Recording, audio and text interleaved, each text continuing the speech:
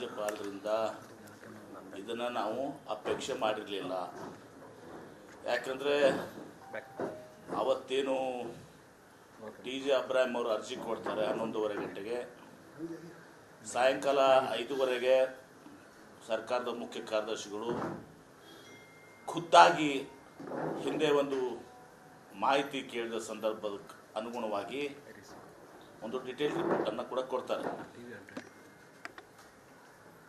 ತದನಂತರ ನಾವು ಕ್ಯಾಬಿನೆಟ್ನಲ್ಲಿ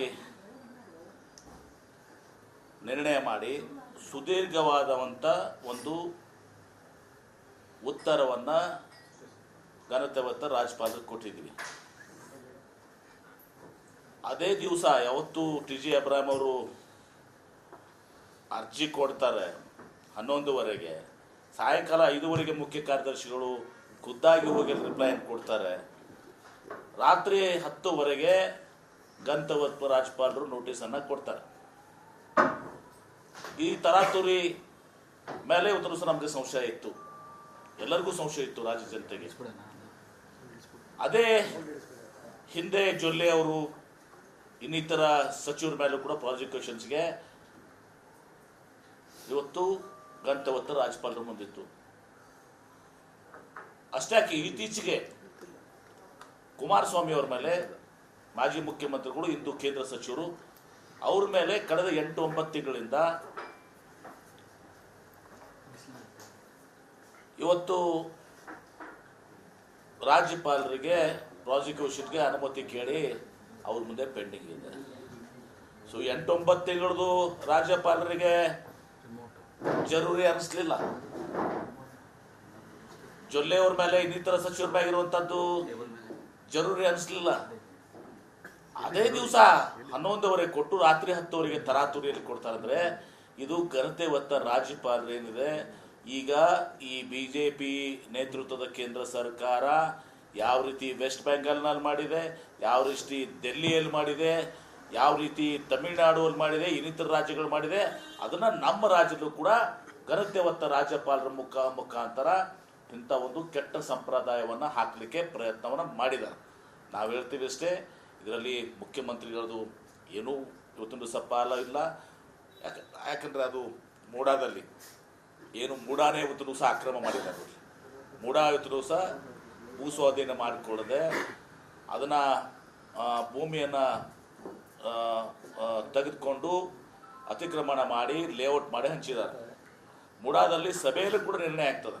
ಆ ಮೂಡಾ ಸಭೆ ಇವತ್ತು ಸಹ ಅಧ್ಯಕ್ಷರು BJP ಅವರು, ಅಲ್ಲಿ GT ದೇವೇಗೌಡರು JDSನವರು, ರಾಮದಾಸ್ ಅವರು BJP ಅವರು, ಇವರೆಲ್ಲರೂ ಕೂಡ ಇವತ್ತು ಸಹ ನಿರ್ಣಯ ಮಾಡ್ತಾರೆ. ಇದು ತಪ್ಪಾಗಿದೆ ಮೂಡಾದಿಂದ, ಅದಕ್ಕೆ ನಮ್ಮ ಸ್ಕೀಮ್ ಏನಿದೆ, ಯೋಜನೆ ಏನಿದೆ, ಅದರ ಪ್ರಕಾರ ಸೈಟನ್ನು ಹಂಚಬೇಕು ಅಂತೇಳಿ ಮುಖ್ಯಮಂತ್ರಿಗಳು ಇದರಲ್ಲಿ ಏನೂ ಹಸ್ತಕ್ಷೇಪ ಮಾಡಿಲ್ಲ. ಇಂಥಲ್ಲೇ ಸೈಟ್ ಕೊಡಿ, ಇಂಥಲ್ಲೇ ಕೊಡಿ ಅಂತೇಳಿ ಉಲ್ಟಾ ಮೂಡಾ ಇವತ್ತು ಸಹ ಮೇಲೆ ಕ್ರಮ ಕೈಗೊಂಡು. ಯಾಕಂದರೆ ಅವರು ಮುಖ್ಯಮಂತ್ರಿಗಳ ಭಾವಮೈದಂದೇನು ಆ ಜಮೀನಿತ್ತು, ಆ ಜಮೀನನ್ನು ಭೂ ಸ್ವಾಧೀನ ಮಾಡಿಕೊಳ್ಳದೆ ತೆಗೆದುಕೊಂಡು ಇವತ್ತು ಸಹ ಅದರ ಮೇಲೆ ಅಭಿವೃದ್ಧಿಪಡಿಸಿ ಮಾರಾಟ ಮಾಡ್ಕೊಂಡ್ಬಿಟ್ಟಿದ್ದಾರೆ. ಅದೇ ರಾಜ್ಯಪಾಲರು ದುರ್ದೈವಶಾತ್ ಕೇಂದ್ರದ ಕೈಗೊಂಬೆಯಾಗಿ ಇವತ್ತೊಂದು ದಿವಸ ಕೆಲಸ ಮಾಡ್ತಾರೆ. ನಾನು ಹೇಳಿದರೆ ಏನು ವೆಸ್ಟ್ ಬೆಂಗಾಲ್ನಲ್ಲಿ ಆಗ್ತದೆ, ಏನು ಇವತ್ತು ತಮಿಳುನಾಡು ಆಗಿ ದೆಹಲಿಯಲ್ಲೂ ಕೂಡ ಲೆಫ್ಟಿನೆಂಟ್ ಗವರ್ನರ್ ಮೂಲಕ ಏನು ಮಾಡ್ತಾ ಇದ್ದಾರೆ, ಅದು ಮುಂದುವರೆದ ಚಾಳಿ ಇಲ್ಲಿ ನಮ್ಮ ರಾಜ್ಯದಲ್ಲಿ ನಡೆದಿದೆ. ನಮ್ಮ ರಾಜ್ಯ ಕರ್ನಾಟಕ ರಾಜ್ಯ ಜನತೆ ಇದನ್ನು ಸಹಿಸ್ಕೊಳ್ಳೋದಿಲ್ಲ. ಸನ್ಮಾನ್ಯ ಮುಖ್ಯಮಂತ್ರಿಗಳು ಸಿದ್ದರಾಮಯ್ಯನವರು ಮತ್ತು ಅತ್ಯಂತ ಜನಪ್ರಿಯ ಮುಖ್ಯಮಂತ್ರಿಗಳು, ಇವತ್ತು ಅವರು ಹಳ್ಳಿಗಳಿಂದ ಸಾಮಾನ್ಯ ಕುಟುಂಬದಿಂದ ಬಂದು ಇವತ್ತು 2ನೇ ಬಾರಿಗೆ ಇವತ್ತು ಮುಖ್ಯಮಂತ್ರಿಗಳಾಗಿದ್ದಾರೆ. 136 ಸೀಟ್ಗಳ ಅವ್ರ ನೇತೃತ್ವವನ್ನು ಪಡ್ಕೊಂಡು ಸರ್ಕಾರವನ್ನು ರಚನೆ ಮಾಡಿದ್ದೀವಿ. 5 ವರ್ಷ ಹಿಂದೆನೂ ಕೂಡ 13ರಿಂದ 18 ಅವರು ಸರ್ಕಾರವನ್ನು ನಡೆಸಿದ್ದಾರೆ. 15 ಬಾರಿ ಬಜೆಟನ್ನು ಮಂಡನೆ ಮಾಡಿದ್ದಾರೆ. ಇವತ್ತು ದೇವರಾಜ ಅರಸು ನಂತರ ಯಾರಾದರೂ 5 ವರ್ಷ ಪೂರೈಸಿಗೊಳಿಸಿದರೆ ಇವತ್ತು ಅದು ಸಿದ್ದರಾಮಯ್ಯನವರು. ದೇವರಾಜ ಅರಸು ಅವರ ನಂತರ ಒಬ್ಬ ಹಿಂದುಳಿದ ನಾಯಕ, ಇವತ್ತು ಜನಪ್ರಿಯ ನಾಯಕ, ಜನಪರವಾಗಿ ಬಡವರಿಗಾಗಿ ರೈತರಿಗಾಗಿ ಯೋಜನೆ ಕೊಟ್ಟಂಥವರು ಸಿದ್ದರಾಮಯ್ಯನವರು. ಸಿದ್ದರಾಮಯ್ಯನವರ 40 ವರ್ಷ ಸುದೀರ್ಘ ಜೀವನದಲ್ಲಿ ಇವತ್ತು ಒಂದೇ ಒಂದು ಕಪ್ಪು ಚುಕ್ಕೆಯನ್ನು ಅವತ್ತು ಕಳಕವನ್ನು ಹೊಂದ್ಕೊಂಡಿಲ್ಲ. ಏನಾದರೂ ಮಾಡಿ ಅವರ ಜನಪ್ರಿಯತೆಗೆ ಇವತ್ತು ಅವರಿಗೆ ಮಸಿ ಬಳಿಬೇಕು ಅಂತ ತಿಳ್ಕೊಂಡು ಇದೊಂದು ಷಡ್ಯಂತ್ರ. ಅದ್ರ ಜೊತೆಗೆ ಏನು 136 ಸೀಟ್ಗಳು ಪಡ್ಕೊಂಡು ನಾವು ಕಾಂಗ್ರೆಸ್ ಸರ್ಕಾರ ರಚಿಸಿದ್ವಿ. ಈ ಸರ್ಕಾರವನ್ನು ದುರ್ಬಲಗೊಳಿಸುವ ಪ್ರಯತ್ನ ಇದೆ. ನಾವು ಇದನ್ನು ಕಾನೂನಾತ್ಮಕ ಹೋರಾಟವನ್ನು ಮಾಡ್ತೇವೆ. ನಮಗೆ ನಿಶ್ಚಿತವಾಗಿ ಜಯ ಸಿಗ್ತದೆ.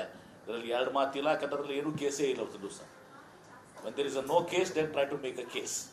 ಅದರಲ್ಲಿ ಏನೂ ಇರಲಿಲ್ಲ. ನ್ಯಾಯಾಲಯದಲ್ಲಿ ಇವತ್ತು ದಿವಸ ನಮಗೆ ಕೂಡಲೇ ಇವತ್ತು ದಿವಸ ಅದಕ್ಕೆ ನಮಗೆ ನ್ಯಾಯ ಸಿಗ್ತದಂಥ ಸಂಪೂರ್ಣವಾದಂಥ ವಿಶ್ವಾಸ ನಮಗಿದೆ. ಅದ್ರ ಜೊತೆಗೆ ಇದನ್ನು ಇವರು ಏನು ಗಂತವತ್ತು ರಾಜ್ಯಪಾಲರು BJPಯ ಷಡ್ಯಂತ್ರ, ಕೇಂದ್ರ ಸರ್ಕಾರ ಇವತ್ತು ಏನು ರಾಜ್ಯಪಾಲರ ಮೂಲಕ ಮಾಡಿಸಿದರೆ ಇದನ್ನು ಜನರ ಬಳಿಗೆ ಒಯ್ತೀವಿ. ಇದು ರಾಜ್ಯದ ಜನರ ಹೋರಾಟ ಆಗ್ತದೆ. ಇದರ ಪರಿಣಾಮವನ್ನು ಇವತ್ತು ಕೇಂದ್ರ ಸರ್ಕಾರ, ಘನತೆವತ್ತ ರಾಜ್ಯಪಾಲರು ಇದನ್ನೆಲ್ಲವನ್ನು ಕೂಡ ಅತಿ ಶೀಘ್ರದಲ್ಲೇ ಅದನ್ನು ತಿಳ್ಕೊಳ್ಳುವಂಥ, ಪಶ್ಚಾತ್ತಾಪ ಪಡುವಂಥ ಒಂದು ಪರಿಸ್ಥಿತಿ ಬರ್ತದೆ. ರಾಜ್ಯಪಾಲ ಹಠಾವಲ್ಲ. ರಾಜ್ಯಪಾಲ ಓರ್ವ ಗಂತವ್ಯತ್ವ ರಾಜ್ಯಪಾಲರು. ನಾನು ಮಾತನಾಡಬಾರ್ದು, ಈ ಶಬ್ದ ಉಪಯೋಗಿಸ್ಬಾರ್ದು. ಅವರು ಕೇಂದ್ರದ ಕೈಬೊಂಬೆ ಆಗಿವತ್ತು ಸಹ ಕೆಲಸ ಮಾಡಿದ್ದಾರೆ. ಇದು ಸ್ವಂತ ಅವರ ನಿರ್ಣಯ ಅಲ್ಲ, ಇದು ಅವರ ಮೇಲೆ ಹೇರಿದಂಥ ನಿರ್ಣಯ. ರಾಜ್ಯಪಾಲರ ಮೂಲಕ ಇಂಥ ಕೆಟ್ಟ ಕೆಲಸವನ್ನು ಇವತ್ತು ದಿವಸ ಕೇಂದ್ರ ಸರ್ಕಾರ ಮಾಡಿದೆ. ನರೇಂದ್ರ ಮೋದಿಯವರು, ಅಮಿತ್ ಶಾ ಅವರು ಇದನ್ನು ಮತ್ತು ರಾಜ್ಯದ ಎಲ್ಲರೂ ಕೂಡಿ ಇವತ್ತು ದಿವಸ ಈ ಒಂದು ಷಡ್ಯಂತ್ರ ಮಾಡಿದ್ದಾರೆ. ಮುಖ್ಯಮಂತ್ರಿಗಳು ಯಾಕೆ ರಾಜೀನಾಮೆ ಕೊಡ್ತಾರೆ? ಏನು ಮಾಡಿದ್ದಾರೆ ಅಂತ ರಾಜೀನಾಮೆ ಕೊಡ್ತಾರೆ? ಮುಖ್ಯಮಂತ್ರಿಗಳು ರಾಜೀನಾಮೆ ಕೊಡೋ ಪ್ರಶ್ನೆನೇ ಇಲ್ಲ ಇದರಲ್ಲಿ. ಮತ್ತು ಎಲ್ಲರೂ ನಾವು ಹೇಳ್ತೀನಿ, ಸಂಪೂರ್ಣವಾಗಿ ಕಾಂಗ್ರೆಸ್ ಪಕ್ಷ, ಎಲ್ಲ ಶಾಸಕರು, ಸಚಿವರು, ಕಾಂಗ್ರೆಸ್ ಹೈಕಮಾಂಡ್ ಎಲ್ಲರೂ ಇವತ್ತು ದಿವಸ ಗಟ್ಟಿಯಾಗಿ ಸಿದ್ದರಾಮಯ್ಯನವರು ಹಿಂದಿದ್ದೀವಿ. ರಾಜ್ಯದ ಜನತೆಯನ್ನು ಕೂಡ ಸಿದ್ದರಾಮಯ್ಯ ಅವರು ಹಿಂದಿದ್ದಾರೆ. ಕರ್ತವ್ಯತ್ತ ರಾಜ್ಯಪಾಲರಿಂದ ಇದನ್ನು ನಾವು ಅಪೇಕ್ಷೆ ಮಾಡಿರಲಿಲ್ಲ.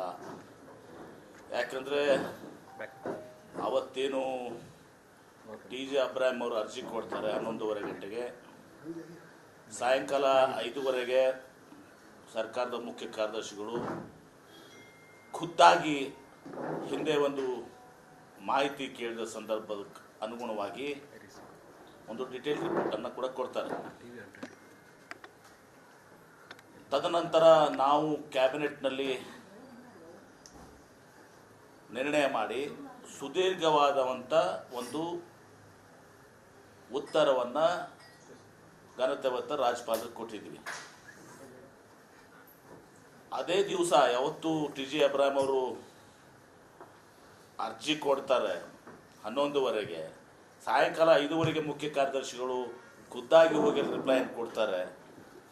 ರಾತ್ರಿ 10:00 ಗಂತವತ್ವ ರಾಜ್ಯಪಾಲರು ನೋಟಿಸನ್ನು ಕೊಡ್ತಾರೆ. ಈ ತರಾತುರಿ ಮೇಲೆ ಇವತ್ತು ದಿವಸ ನಮಗೆ ಸಂಶಯ ಇತ್ತು, ಎಲ್ಲರಿಗೂ ಸಂಶಯ ಇತ್ತು, ರಾಜ್ಯ ಜನತೆಗೆ. ಅದೇ ಹಿಂದೆ ಜೊಲ್ಲೆ ಅವರು ಇನ್ನಿತರ ಸಚಿವರ ಮೇಲೂ ಕೂಡ ಪ್ರಾಸಿಕ್ಯೂಷನ್ಸ್ಗೆ ಇವತ್ತು ಗಂತವತ್ತ ರಾಜ್ಯಪಾಲರ ಮುಂದಿತ್ತು. ಅಷ್ಟೇ ಯಾಕೆ, ಇತ್ತೀಚೆಗೆ ಕುಮಾರಸ್ವಾಮಿ ಅವ್ರ ಮೇಲೆ, ಮಾಜಿ ಮುಖ್ಯಮಂತ್ರಿಗಳು, ಇಂದು ಕೇಂದ್ರ ಸಚಿವರು, ಅವ್ರ ಮೇಲೆ ಕಳೆದ 8-9 ತಿಂಗಳಿಂದ ಇವತ್ತು ರಾಜ್ಯಪಾಲರಿಗೆ ಪ್ರಾಸಿಕ್ಯೂಷನ್ಗೆ ಅನುಮತಿ ಕೇಳಿ ಅವ್ರ ಮುಂದೆ ಪೆಂಡಿಂಗ್ ಇದೆ. ಸೊ 8-9 ತಿಂಗಳದು ರಾಜ್ಯಪಾಲರಿಗೆ ಜರೂರಿ ಅನಿಸ್ಲಿಲ್ಲ. ಜೊಲ್ಲೆ ಅವ್ರ ಮೇಲೆ, ಇನ್ನಿತರ ಸಚಿವರ ಮೇಲೆ ಇರುವಂಥದ್ದು ಜರೂರಿ ಅನಿಸ್ಲಿಲ್ಲ. ಅದೇ ದಿವಸ 11:00 ಕೊಟ್ಟು ರಾತ್ರಿ 10:00 ತರಾತುರಿಯಲ್ಲಿ ಕೊಡ್ತಾರೆ. ಅಂದರೆ ಇದು ಘನತೆ ಹೊತ್ತ ರಾಜ್ಯಪಾಲರೇನಿದೆ, ಈಗ ಈ BJP ನೇತೃತ್ವದ ಕೇಂದ್ರ ಸರ್ಕಾರ ಯಾವ ರೀತಿ ವೆಸ್ಟ್ ಬೆಂಗಾಲ್ನಲ್ಲಿ ಮಾಡಿದೆ, ಯಾವ ರೀತಿ ಡೆಲ್ಲಿಯಲ್ಲಿ ಮಾಡಿದೆ, ಯಾವ ರೀತಿ ತಮಿಳುನಾಡುವಲ್ಲಿ ಮಾಡಿದೆ, ಇನ್ನಿತರ ರಾಜ್ಯಗಳು ಮಾಡಿದೆ, ಅದನ್ನು ನಮ್ಮ ರಾಜ್ಯದಲ್ಲೂ ಕೂಡ ಘನತೆ ಹೊತ್ತ ರಾಜ್ಯಪಾಲರ ಮುಖಾಂತರ ಇಂಥ ಒಂದು ಕೆಟ್ಟ ಸಂಪ್ರದಾಯವನ್ನು ಹಾಕಲಿಕ್ಕೆ ಪ್ರಯತ್ನವನ್ನು ಮಾಡಿದ್ದಾರೆ. ನಾವು ಹೇಳ್ತೀವಿ ಅಷ್ಟೇ, ಇದರಲ್ಲಿ ಮುಖ್ಯಮಂತ್ರಿಗಳದು ಏನೂ ಇವತ್ತಿನ ದಿವಸ ಪಾಲ ಇಲ್ಲ. ಯಾಕಂದರೆ ಅದು ಮೂಡಾದಲ್ಲಿ ಏನು ಮೂಡಾನೇ ಇವತ್ತು ದಿವಸ ಆಕ್ರಮ ಮಾಡಿದ್ದಾರೆ. ಮೂಡಾ ಇವತ್ತು ದಿವಸ ಭೂ ಸ್ವಾಧೀನ ಮಾಡಿಕೊಳ್ಳದೆ ಅದನ್ನು ಭೂಮಿಯನ್ನು ತೆಗೆದುಕೊಂಡು ಅತಿಕ್ರಮಣ ಮಾಡಿ ಲೇಔಟ್ ಮಾಡಿ ಹಂಚಿದ್ದಾರೆ. ಮೂಡಾದಲ್ಲಿ ಸಭೆಯಲ್ಲೂ ಕೂಡ ನಿರ್ಣಯ ಆಗ್ತದೆ. ಆ ಮೂಡಾ ಸಭೆ ಇವತ್ತು ದಿವಸ ಅಧ್ಯಕ್ಷರು BJP ಅವರು, ಅಲ್ಲಿ GT ದೇವೇಗೌಡರು JDSನವರು, ರಾಮದಾಸ್ ಅವರು BJP ಅವರು, ಇವರೆಲ್ಲರೂ ಕೂಡಿ ಇವತ್ತು ದಿವಸ ನಿರ್ಣಯ ಮಾಡ್ತಾರೆ, ಇದು ತಪ್ಪಾಗಿದೆ ಮೂಡಾದಿಂದ. ಅದಕ್ಕೆ ನಮ್ಮ ಸ್ಕೀಮ್ ಏನಿದೆ, ಯೋಜನೆ ಏನಿದೆ, ಅದ್ರ ಪ್ರಕಾರ ಸೈಟನ್ನು ಹಂಚಬೇಕು ಅಂತ ಹೇಳಿ ಮುಖ್ಯಮಂತ್ರಿಗಳು ಇದರಲ್ಲಿ ಏನು ಹಸ್ತಕ್ಷೇಪ ಮಾಡಿಲ್ಲ. ಇಂಥಲ್ಲೇ ಸೈಟ್ ಕೊಡಿ, ಇಂಥಲ್ಲೇ ಕೊಡಿ ಅಂತೇಳಿ ಉಲ್ಟಾ ಮೂಡ ಇವತ್ತು ದಿವಸ ಮೇಲೆ ಕ್ರಮ ಕೈಗೊಂಡು. ಯಾಕಂದ್ರೆ ಅವರು ಮುಖ್ಯಮಂತ್ರಿಗಳ ಭಾವಮೈದಂದೇನು ಆ ಜಮೀನಿತ್ತು, ಆ ಜಮೀನನ್ನು ಭೂಸ್ವಾಧೀನ ಮಾಡಿಕೊಳ್ಳದೆ ತೆಗೆದುಕೊಂಡು ಇವತ್ತು ದಿವಸ ಅದರ ಮೇಲೆ ಅಭಿವೃದ್ಧಿಪಡಿಸಿ ಮಾರಾಟ ಮಾಡ್ಕೊಂಡ್ಬಿಟ್ಟಿದ್ದಾರೆ. ಅದೇ ರಾಜ್ಯಪಾಲರು ದುರ್ದೈವಶಾತ್ ಕೇಂದ್ರದ ಕೈಗೊಂಬೆಯಾಗಿ ಇವತ್ತೊಂದು ದಿವಸ ಕೆಲಸ ಮಾಡ್ತಾರೆ. ನಾನು ಹೇಳಿದರೆ ಏನು ವೆಸ್ಟ್ ಬೆಂಗಾಲ್ನಲ್ಲಿ ಆಗ್ತದೆ, ಏನು ಇವತ್ತು ತಮಿಳುನಾಡು ಆಗಿ ದೆಹಲಿಯಲ್ಲೂ ಕೂಡ ಲೆಫ್ಟಿನೆಂಟ್ ಗವರ್ನರ್ ಮೂಲಕ ಏನು ಮಾಡ್ತಾ ಇದ್ದಾರೆ, ಅದು ಮುಂದುವರೆದ ಚಾಳಿ ಇಲ್ಲಿ ನಮ್ಮ ರಾಜ್ಯದಲ್ಲಿ ನಡೆದಿದೆ. ನಮ್ಮ ರಾಜ್ಯ ಕರ್ನಾಟಕ ರಾಜ್ಯ ಜನತೆ ಇದನ್ನು ಸಹಿಸ್ಕೊಳ್ಳೋದಿಲ್ಲ. ಸನ್ಮಾನ್ಯ ಮುಖ್ಯಮಂತ್ರಿಗಳು ಸಿದ್ದರಾಮಯ್ಯನವರು ಅಥವಾ ಅತ್ಯಂತ ಜನಪ್ರಿಯ ಮುಖ್ಯಮಂತ್ರಿಗಳು, ಇವತ್ತು ಅವರು ಹಳ್ಳಿಗಳಿಂದ ಸಾಮಾನ್ಯ ಕುಟುಂಬದಿಂದ ಬಂದು ಇವತ್ತು ಎರಡನೇ ಬಾರಿಗೆ ಇವತ್ತು ಮುಖ್ಯಮಂತ್ರಿಗಳಾಗಿದ್ದಾರೆ. 136 ಸೀಟ್ಗಳ ಅವ್ರ ನೇತೃತ್ವವನ್ನು ಪಡ್ಕೊಂಡು ಸರ್ಕಾರವನ್ನು ರಚನೆ ಮಾಡಿದ್ದೀವಿ. 5 ವರ್ಷ ಹಿಂದೆನೂ ಕೂಡ 13ರಿಂದ 18 ಅವರು ಸರ್ಕಾರವನ್ನು ನಡೆಸಿದ್ದಾರೆ. 15 ಬಾರಿ ಬಜೆಟನ್ನು ಮಂಡನೆ ಮಾಡಿದ್ದಾರೆ. ಇವತ್ತು ದೇವರಾಜ ಅರಸು ನಂತರ ಯಾರಾದರೂ 5 ವರ್ಷ ಪೂರೈಸಿಗೊಳಿಸಿದರೆ ಇವತ್ತು ಅದು ಸಿದ್ದರಾಮಯ್ಯನವರು. ದೇವರಾಜ ಅರಸವರ ನಂತರ ಒಬ್ಬ ಹಿಂದುಳಿದ ನಾಯಕ, ಇವತ್ತು ಜನಪ್ರಿಯ ನಾಯಕ, ಜನಪರವಾಗಿ ಬಡವರಿಗಾಗಿ ರೈತರಿಗಾಗಿ ಯೋಜನೆ ಕೊಟ್ಟಂಥವರು ಸಿದ್ದರಾಮಯ್ಯನವರು.